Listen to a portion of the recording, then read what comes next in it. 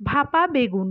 প্রথমে একটা মিক্সিং জারে ৩ টেবিল চামচ পোস্ত, ১ চামচ সাদা সর্ষে, ১ চামচ কালো সর্ষে আর ৩টে কাঁচা লঙ্কা দিয়ে ভালো করে একটা পেস্ট তৈরি করে রাখতে হবে। এরপর প্যানে ২ চামচ সর্ষের তেল দিয়ে একটা চাকা চাকা করে কাটা বেগুনকে এপিঠ ওপিঠ লাল করে ভেজে নিতে হবে। এরপর নিতে হবে একটা ভাপানোর পাত্র। তাতে দিতে হবে সর্ষে পোস্ত বাটা আর মিক্সিং জার ধোয়া একটু জল। তার সঙ্গে দিতে হবে নুন, সর্ষের তেল, ধনেপাতা আর কাশ্মীরি মির্চ।